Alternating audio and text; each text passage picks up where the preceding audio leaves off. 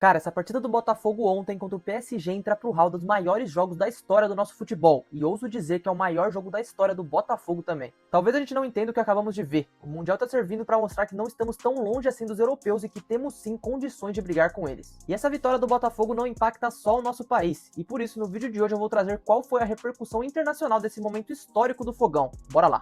Cara, primeiro eu quero falar um pouco sobre o jogo, eu vou trazer números sim, mas como eu já disse aqui algumas vezes, o futebol é um esporte emocional, e a gente viu isso ontem. Não importa se um time é 50 vezes mais caro, tudo é questão de contexto, da situação e do dia. Talvez se o PSG pegasse o Botafogo 10 vezes, ganharia 9, mas isso não significa nada. Pra começar, tenho que dizer do acerto da escalação do Renato Paiva. Não começar com o Mastriani foi uma decisão acertada, um jogador que não tem tamanho pra jogar nesse time do Fogão, e a entrada do Alan foi o que fortaleceu o meio campo e impediu o PSG de jogar. Do lado dos franceses, eles realmente entraram com um time misto, mas o que tornou ainda mais tranquilo para a defesa do Botafogo foi que dessa vez eles não tinham um falso 9. O Gonçalo Ramos é um bom atacante? É, mas ele não se encaixa tanto quanto o Dembélé, porque quando o Dembélé tem liberdade para jogar é um jogador que não tem como marcar individualmente o jogo inteiro. Então se ele estivesse em campo ficaria muito mais difícil a caça em cima dele. E cara, Alan, Gregory e principalmente Marlon Freitas fizeram uma partida impecável e o meio campo do Botafogo estava brigando o jogo inteiro. E mesmo que por muitos momentos eles só correram e não jogaram tanto com a bola, os espaços estavam sendo muito bem preenchidos. Se olharmos as estatísticas, pode até ter parecido um massacre do Paris pela posse de bola,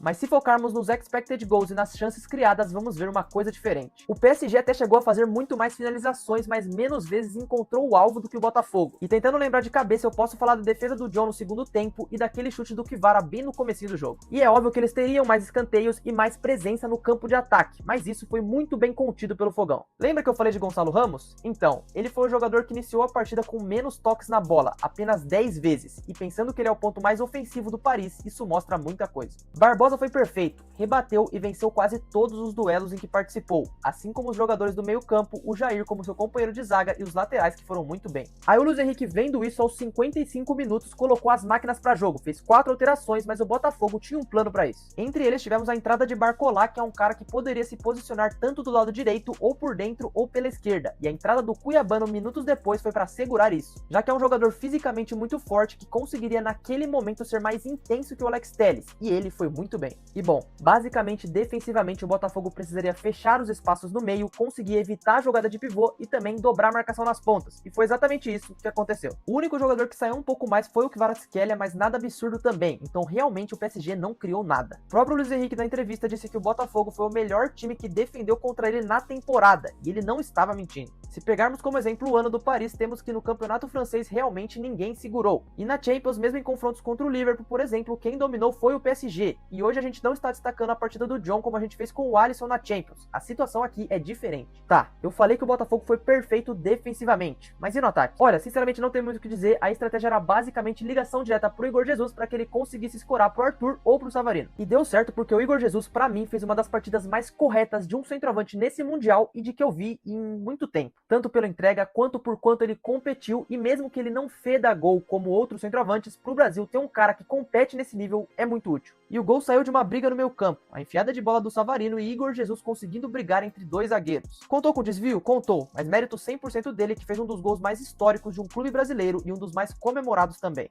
E pode ter tido menos posse de bola como eu mostrei, mas foi longe de um massacre e na verdade foi um jogo até bem seguro. Mas eu sei que você não entrou nesse vídeo para ver a minha análise do jogo e por isso agora eu vou começar a falar sobre como repercutiu a vitória do Botafogo nos jornais estrangeiros, começando pelos sul-americanos. O jornal La Terceira do Chile destacou o jogo como uma surpresa. Durante a reportagem enfatizou a estratégia defensiva de Renato Paiva, dizendo que esse teria sido o maior feito do Mundial de Clubes até então. Na Futebol Red da Colômbia foi dito que o Botafogo ofuscou o PSG e que no segundo tempo sofreu apenas um susto, enquanto El País do Uruguai focou mais na briga das arquibancadas e também falou sobre a participação de Santiago Rodrigues no jogo. E tá clara a união sul-americana nesse Mundial, então é óbvio que os argentinos também iam falar bastante desse jogo. O Olé foi o mais efusivo, classificou como histórica a vitória. Também durante o texto destacou como um triunfo de fé e que o gol de Igor Jesus o tornou um profeta e que no gol ele teria imitado o Cristo Redentor do Rio de Janeiro. E o Olé foi um dos mais legais, tá? Valorizou de verdade o nosso futebol, disse que o Fogão não se escondeu e que fez uma partida muito boa. Já o TYC também da Argentina fez uma matéria bem bem curta apenas contando do jogo e destacou que Alexander Barbosa e Álvaro Montoro jogaram. E eu sei que você deve estar esperando eu falar logo sobre os europeus, mas antes disso eu paro aqui para pedir para você deixar o seu like e se inscrever aqui no canal.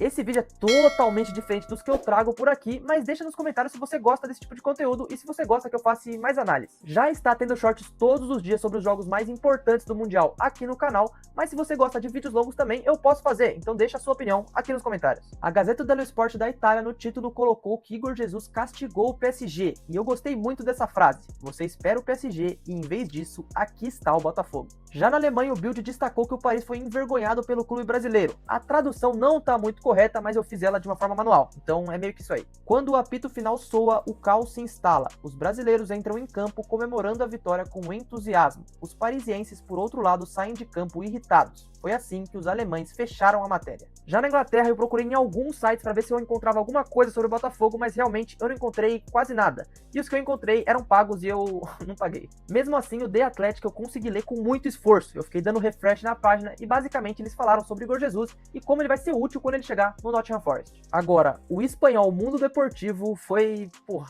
deixou.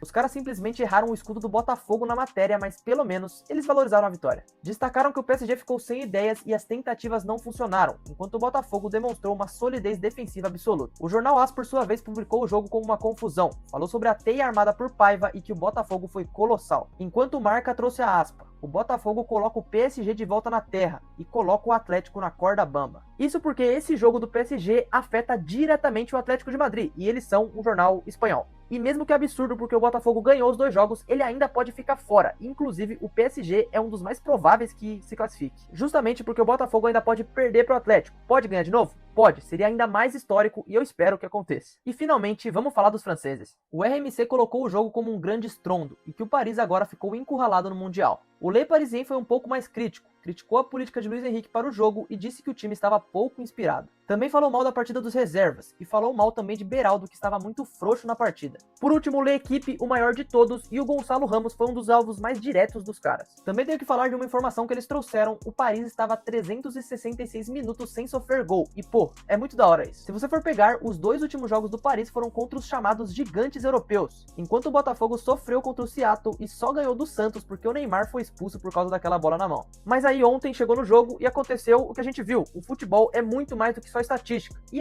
dia pra dia. Eles também falaram sobre a diferença entre o Botafogo e o Atlético de Madrid, já que os brasileiros estavam muito mais competitivos do que os espanhóis. E mesmo com as 4 alterações, a equipe estava irreconhecível, e que Renato Paiva teria estudado muito bem, com o Igor Jesus excepcional nos duelos aéreos. Realmente, lendo todas essas matérias, deu pra perceber que o Mundial não tem todo aquele apelo do lado de lá, mas isso não tira a história do Botafogo. Primeiro que a gente tá vendo que a gente tem sim condição de brigar contra esses caras, e mesmo que seja muito difícil de ser o campeão lá na frente, o futebol brasileiro sai muito maior e muito mais unido do que entrou. Se você for botafoguense, jamais deixe ninguém minimizar essa vitória, porque ela foi histórica. Fazia 13 anos que não vencíamos os europeus, mas na realidade isso não necessariamente aconteceu porque somos piores, mas porque nunca os enfrentávamos. Vimos com o Palmeiras e com o Fluminense que jogar contra os times de segunda prateleira é completamente possível, e a narrativa que somos inferiores caiu por terra. Talvez o dinheiro? Sim. A quantidade de estrelas? Também, mas o futebol brasileiro é extremamente forte, e mesmo sem tudo isso, sempre seremos a casa desse esporte. E espero de verdade que você tenha gostado desse vídeo, porque ele acaba